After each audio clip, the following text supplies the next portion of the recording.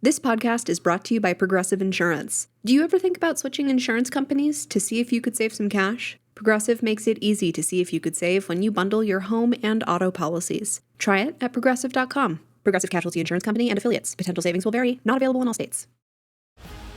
On Friday, November 15th, Netflix and Most Valuable Promotions bring you the highly anticipated heavyweight boxing mega event of the year. Jake El Gallo Paul will go toe-to-toe in the ring against Iron Mike Tyson, the baddest man on the planet. Don't miss this epic showdown from AT&T Stadium in Arlington, Texas. Watch Paul versus Tyson, now streaming only on Netflix.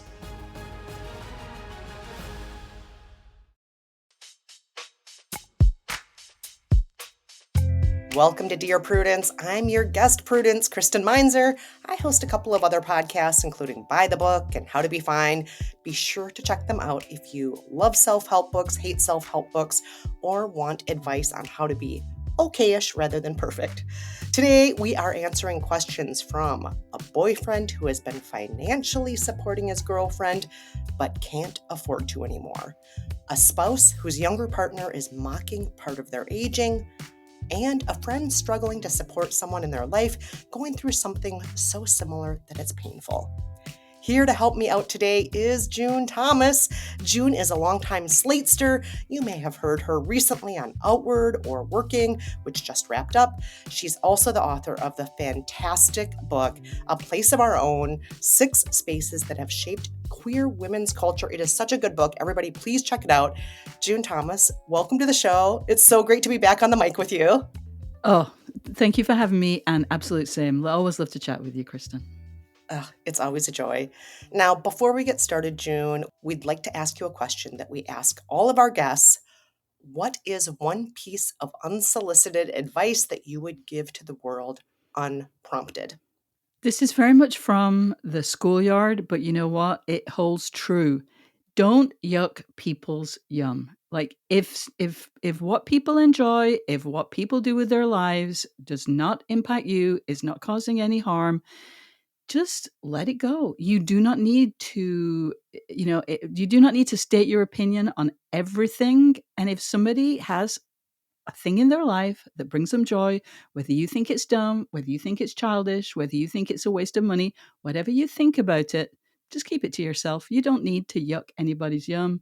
Just let them be. And I think actually in many ways, in all kinds of parts of life, just leave people alone. Just mind your own business. Might even be a more precise encapsulation of that notion.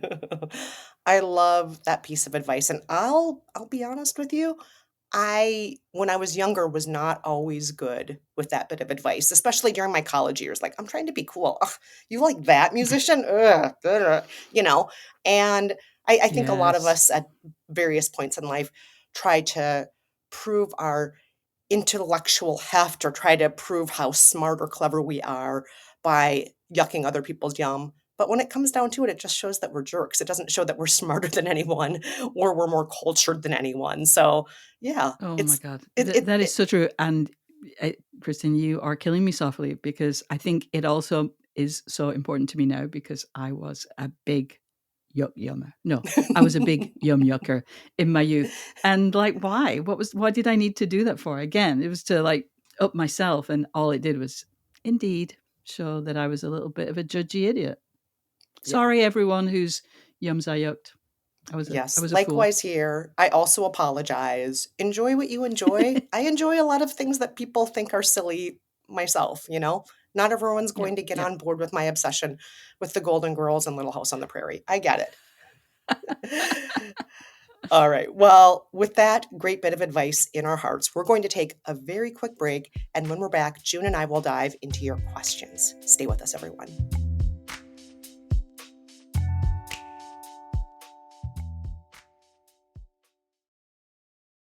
After a night with drinks, it's tough to bounce back the next day. But with Pre-Alcohol Probiotic by ZBiotics, there's a surefire way to wake up feeling fresh after a night of drinking. Their probiotic was invented by PhD scientists to tackle rough mornings after drinking. Here's how it works. When you drink, alcohol gets converted into a toxic byproduct in the gut. It's this byproduct, not dehydration, that's to blame for your rough next day. Pre-alcohol produces an enzyme to break this byproduct down. This is a proactive solution that wards off feeling miserable the next day instead of a reactive solution, like drinking electrolytes or eating greasy food. Also, ZBiotics is continuing to invent probiotics that will help with the everyday challenges of modern living. Go to zbiotics.com/DearPrudence to learn more and get 15% off your first order when you use code DearPrudence at checkout. ZBiotics is backed with a 100% money-back guarantee, so if you're unsatisfied for any reason, they'll refund your money, no questions asked. Remember to head to zbiotics.com/DearPrudence and use the code DearPrudence at checkout for 15% off. Is it time to reimagine your future? The right business skills may make a difference in your career. At Capella University, we offer a relevant education that's designed to focus on what you need to know in the business world. We'll teach professional skills to help you pursue your goals, like business management, strategic planning, and effective communication. And you can apply these skills right away. A different future is closer than you think with Capella University. Learn more at capella.edu. Hey everyone, welcome back. You're listening to Dear Prudence. I'm Kristen Meinzer, and I'm here with the great June Thomas. And let's get started with our first letter, titled Exhausted Boyfriend.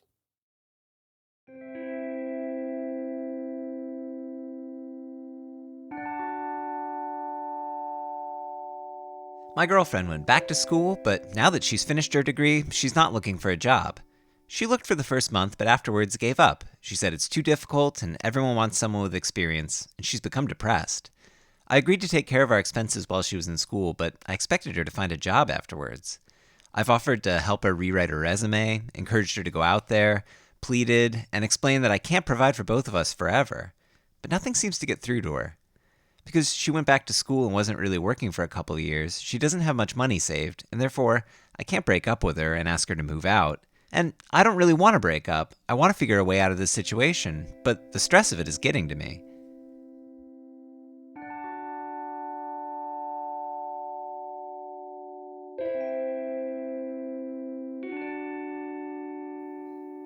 Ooh, June. June. As you were saying before we started recording, I'm a bit of a workaholic myself. I love to work. I love working. I currently clock in at 6 different jobs. I love to work. Oh my So this letter kind of hit me hard. Yeah. What is your initial reaction to this letter, June? You know, this really hit me hard too. And I think because it's something that I think is so serious. This is a really serious problem. And I think that, it sounds like the boyfriend involved, the person who wrote to us, has really tried to help and understands the seriousness. But I just want to kind of, reiterate that this is almost like, his girlfriend is as if someone who has a broken bone in their foot that they're walking around on. This needs to be dealt with now. This is a serious problem that will not, very few problems in life, maybe none at all, but let's just say very few are actually helped by being ignored. Just sitting on something, just letting it go for a while, that never actually is a good strategy. But in this case, where the longer she kind of sits and pickles, and I don't say that with any tone, she's in a tough spot. I've been there myself. You get in a rut, you get depressed. I think she is depressed. That's a pretty accurate diagnosis, I would say, which is in itself a serious problem. But don't let it go. Of course, it's going to be awful for the relationship. As he says, he doesn't want to break up with her, but there's no relationship here.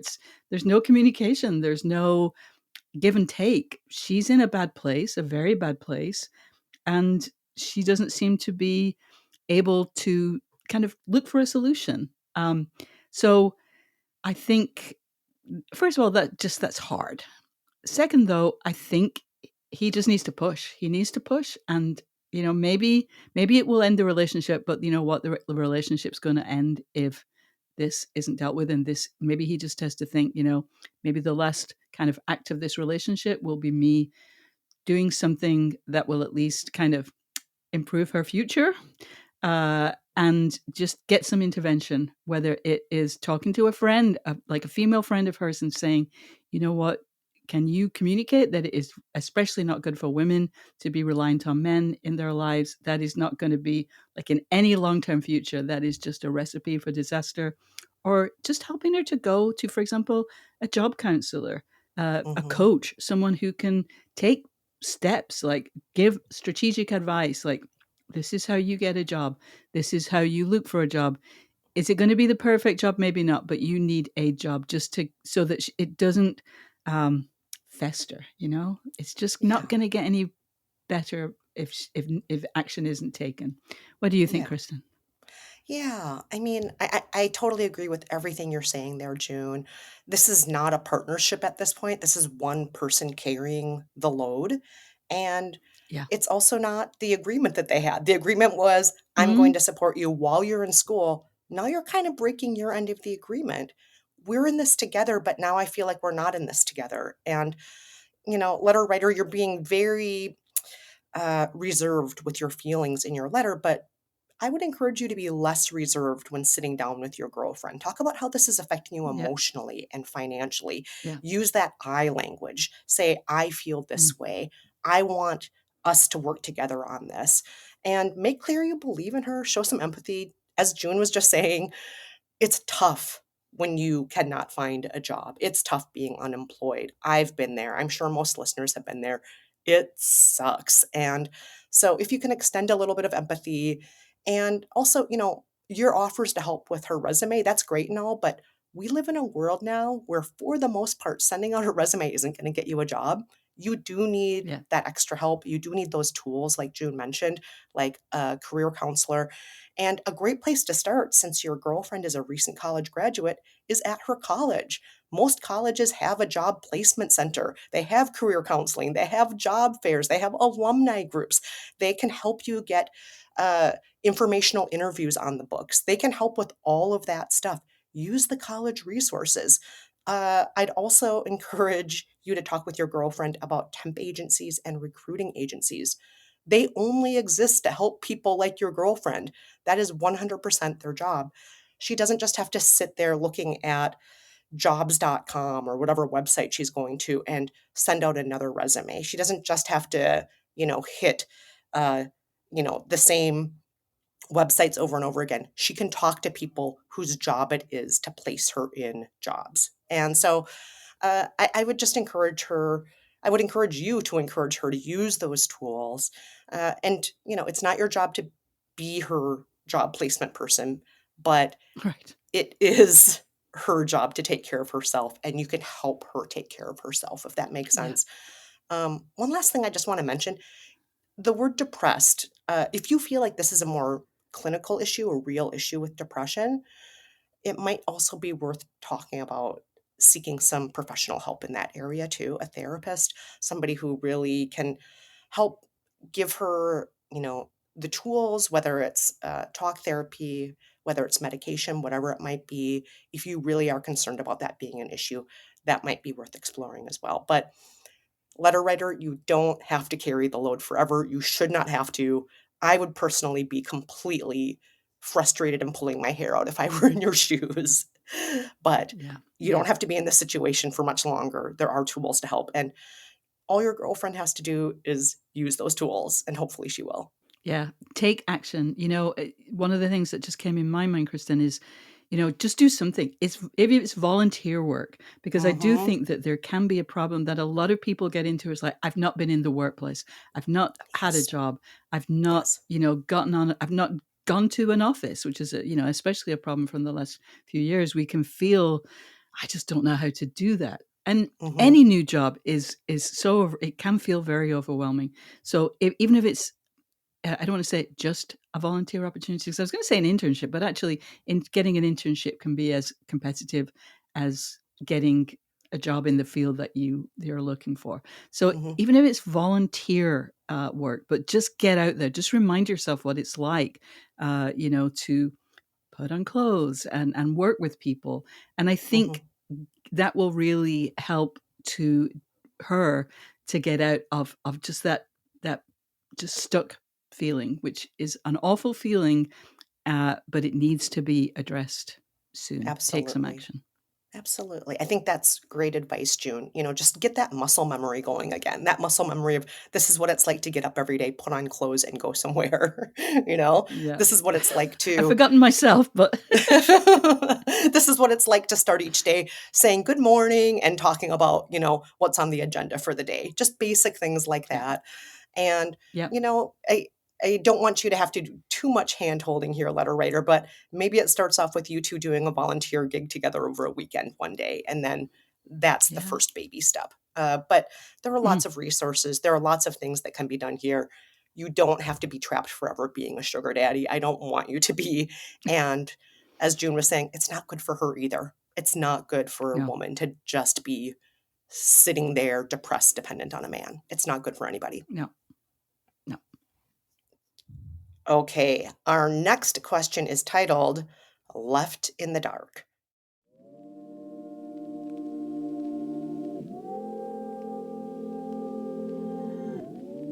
I'm 56 years old and been married for 7 years, and my wife is 10 years younger than me. I'm losing my eyesight, can't see very well in the dark, and she is always complaining about the lights being on. But without the lights on, I can't see.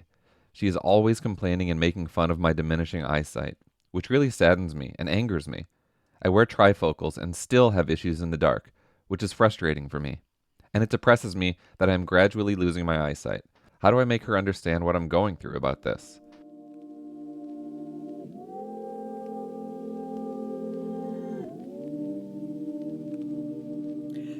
This letter makes me so angry, June. Oh my God. Same. Ridic- Same. Hard Ridiculing same. somebody for a disability, a progressive disability that's just going to get worse. What kind of partnership is this? This is so upsetting to me. And, Mm-hmm. there's that kernel of me that wants to give the spouse the benefit of the doubt. They're dealing with their own discomfort. They're making jokes because they don't know how to deal with this change that's approaching. They fear for their own mortality. That's me trying to be nice, but that Yeah. doesn't make any of this acceptable. All of this is maddening and not okay. Letter writer, if no one's told you this yet, it's not okay what your spouse is doing to you, how she's treating you. None of it is okay. But Yeah. June, how about you? What are your initial reactions here? Oh, well, first, same. Also, just yeah, it's mind-boggling. I am wondering if I'm wondering to what extent the letter writer has communicated with their wife Mhm. that they are what's going on in their lives. Do they know that they are losing their sight? Do they know why they are needing lights on? Um, it I know that seems almost a silly thing to ask, but we have to allow for, is this intentional cruelty or casual cruelty, accidental cruelty? Because it Mhm. is immense cruelty. This is not something that you should experience in your home from a partner. Uh, it's just completely out of bounds. It's unacceptable. Um, but again, I wonder, like, just saying, how awful could this be? Is the letter writer getting treatment for their eye problems? Mhm. Have they communicated to their wife that this is a very serious um, physical issue that will cause undoubtedly mental health issues, sense of anxiety, worries about the future? Have they had those conversations? Have they, you know, heard from their wife what she thinks of the future, what her vision of the future is for them and for the letter writer? I mean, it just seems unspeakably cruel. And I mean, I know that the kind of the advice giver's code is not to tell people what to do, but on the face of this letter, I just want to say, letter writer, end this relationship. This is not a supportive environment, and it's certainly not the environment that you need. Yeah. I also worry beyond being supportive, is it even safe for you? This could be dangerous with what vision you have left. She's taking that away by turning out the lights or making fun of you for turning the lights on. Um, Yeah, I, yeah, I would strongly encourage you to see a counselor who specializes in adjusting to vision loss.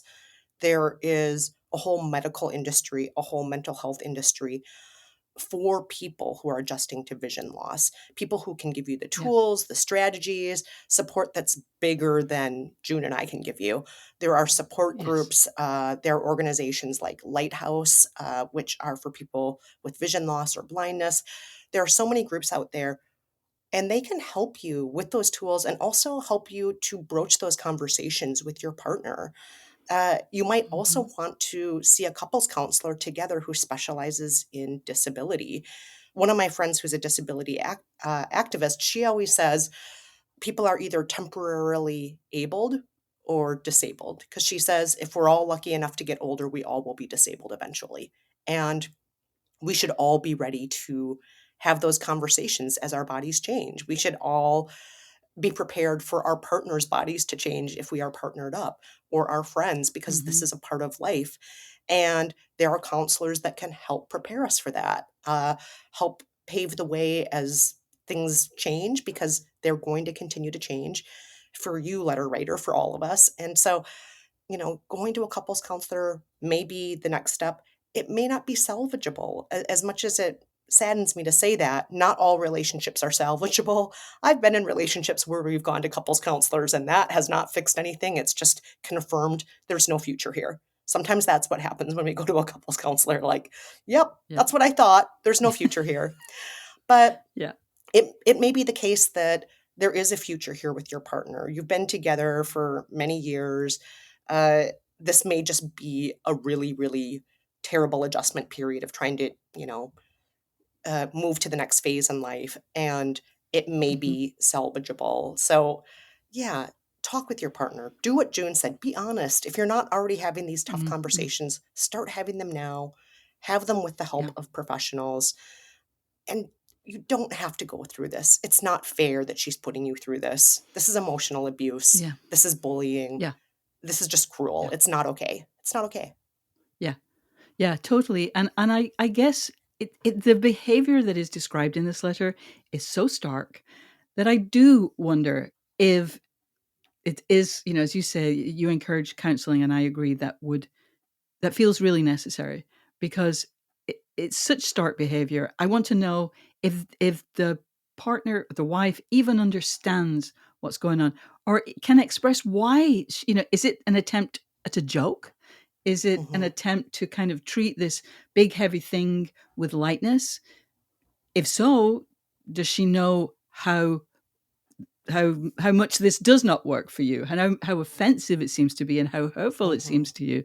Like, maybe it is, I guess, the best case scenario. The only good scenario that I can see here is that you learn that there's been a failure of communication, or multiple failures of communication.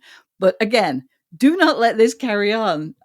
If you are indeed losing your sight, you need someone who is going to be supportive, someone who can, help you get the physical help that you need to learn Braille, or to, make the accommodations in your home that are going to be needed.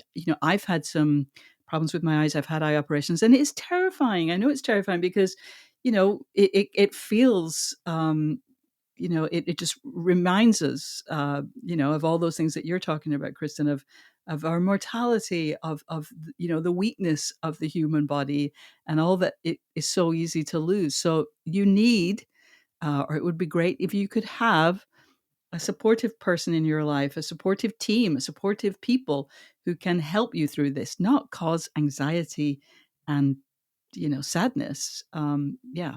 Go out there, get help, and sort out what's going on with your wife, because the behavior you describe is not something that you should accept on any kind of long-term basis. No, absolutely not. Absolutely not. We wish you the best, letter writer. There is hope for you, and you deserve better than this. Yes. All right. You're listening to Dear Prudence, and when we come back, we'll be reading more of your letters. Stay with us.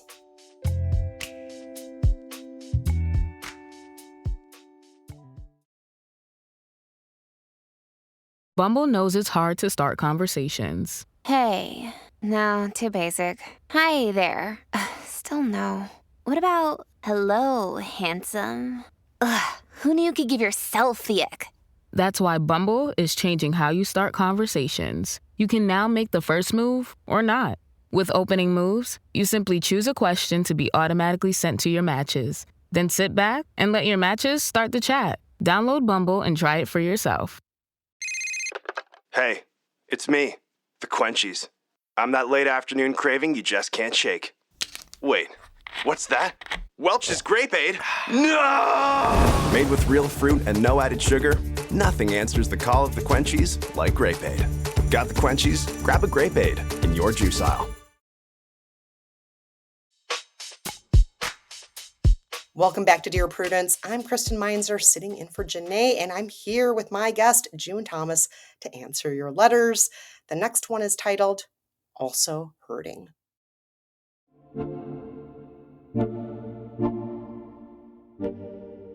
This spring, I ended a relationship of over a decade. It was one of the most difficult things I've ever done and still weighs on me emotionally sometimes, but my life is now in a better place overall.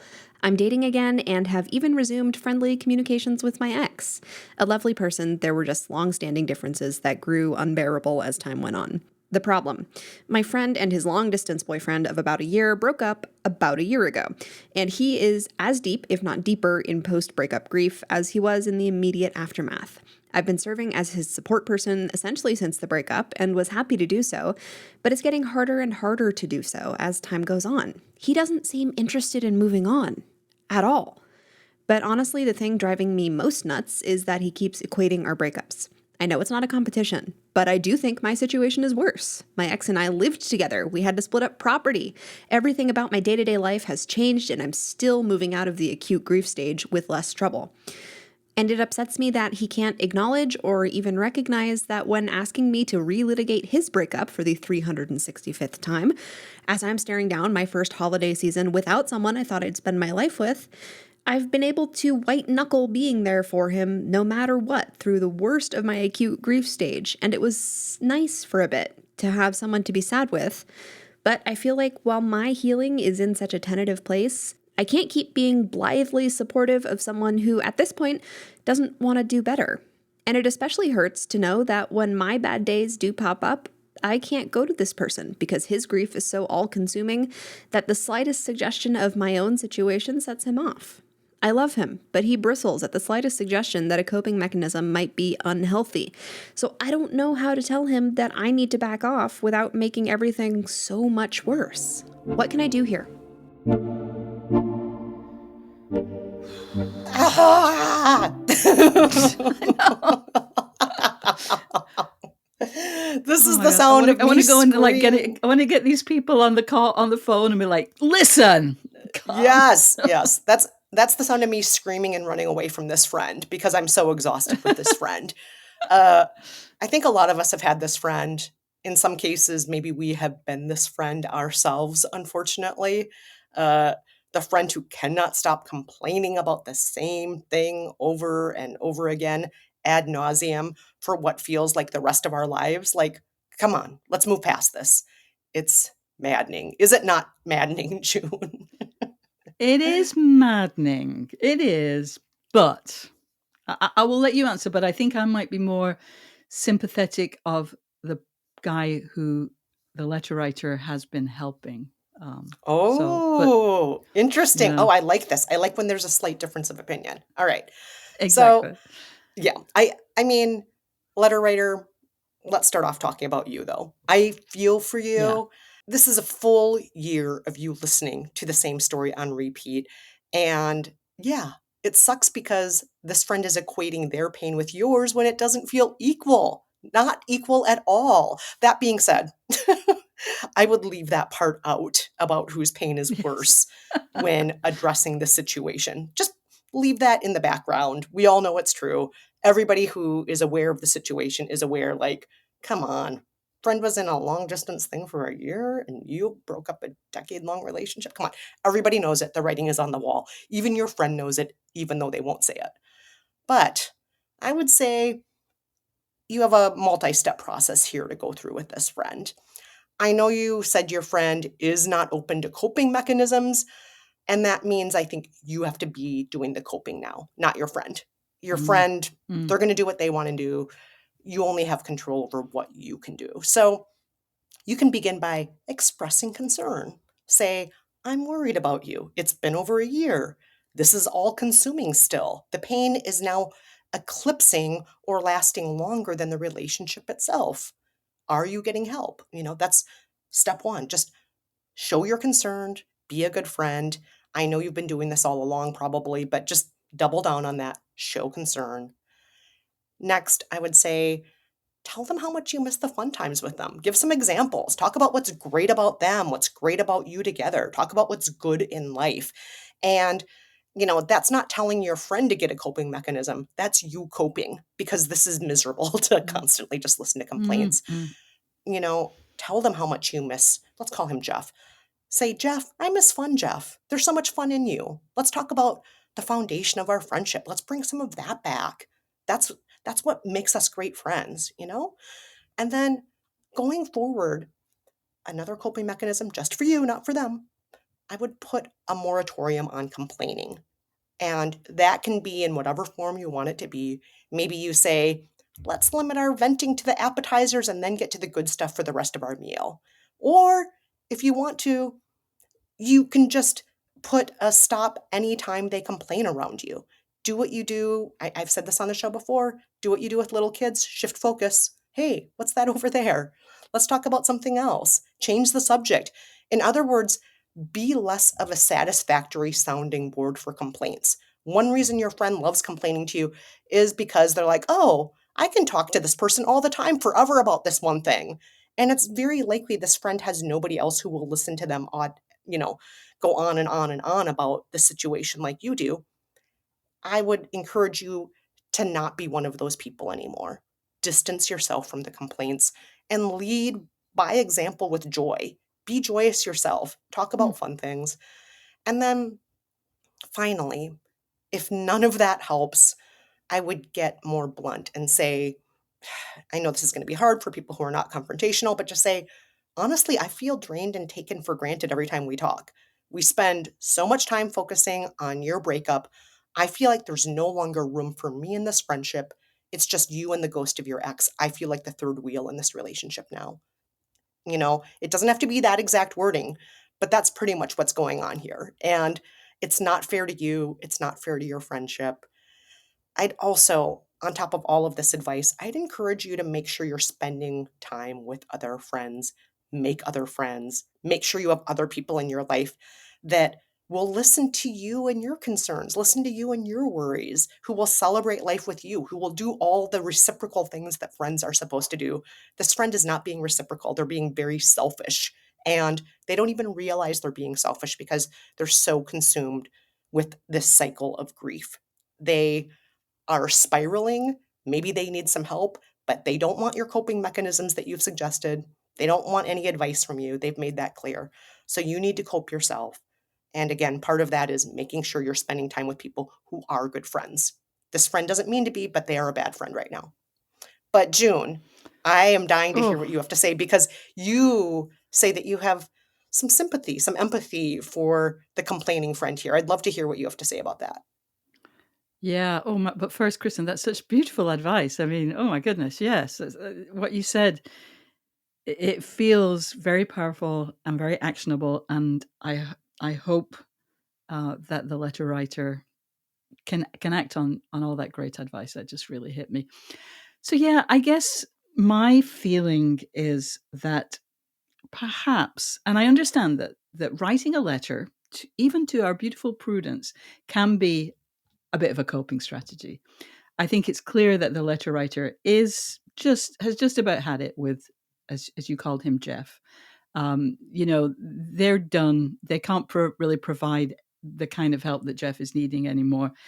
And I think they may have kind of expressed that a little bit in the note, because I think the thing that kind of sets my teeth a little bit on edge is that it feels like they're competing with Jeff. I mean, the truth is that breakups, unless they, it was so obvious that a breakup should happen, there's generally some pain. And the truth is that it's not always commensurate with the length of the relationship or the complexity of the relationship. And sometimes, and it could be because I've had this kind of relationship, that long distance relationships can be all the more hard to end because you never really had a chance to find out what they could have been, they can be so tantalizing, and they're so full of possibilities, and kind of bringing an end to, the end of the possibilities can be so heartbreaking in a way that, like, not to underplay the fact of like a decade plus live-in relationship. Yes, that is a very, concrete relationship. It's a big deal to break that up. But it's not definitely clear that that is harder than a 1 year long distance relationship. It does kind of irritate me a bit that letter writers seem so clear that, like, my problem is bigger than theirs. They're just not dealing with it. Because, just like all relationships aren't the same, all breakups aren't the same. So I guess I'm being a little harsh, but in a gentle way, I'd said, don't just assume because of the details that your breakup is more significant. It might not be to your friend. But I agree with you, Kristen, that something has to change. This, again, is ruining this particular relationship, this particular friendship. It's clear to me that the letter writer is feeling resentful, is feeling judgy. They've really had it. They've really had it with this situation. And it almost doesn't matter if it's justified or not. I'm sure that if somebody was counting on me this much, I would just get kind of sick of it. It becomes a bit boring after a while. I'm sure they've offered every piece of advice, every strategy that they could come up with. And once it's clear that it's not really it's not really leading to any change in the situation, in the feelings, that just gets boring. So I do think that if you carry on just doing what you've been doing, this relationship, this friendship is going to change, and that'll be another breakup that you have to deal with. You gave really great advice, Kristen. And I also say, can you find a substitute you who will serve as the breakup doula for Jeff? Maybe you're at your limit, but you love Jeff, and if it still seems clear that they're still needing help, maybe you can find someone else who can, you can tag in to help with this particular part of, the relationship. But you, I think, need to gently withdraw from providing breakup advice, because it's going to, I don't think you've decided, it's become clear to you that you're not helping anymore. And I think, if you can, as I say, find a substitute, whatever it is that you do, not to just abandon your friend, Jeff, get on with it, I'm done now. That's not what I'm suggesting, but maybe bring in another figure who can provide the help that Jeff, as we've dubbed him, needs.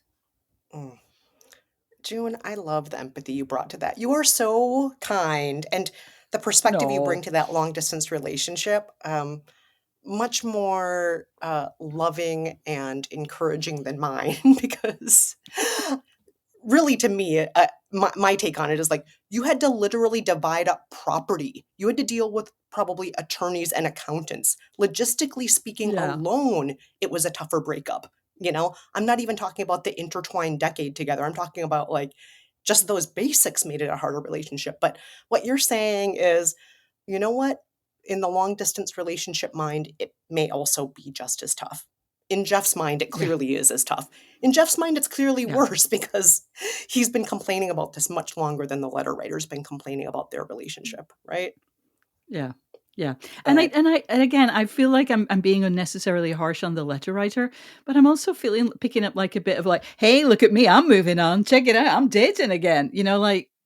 I hope you're not kind of bringing that to your conversations with Jeff, because that's not what he needs to hear,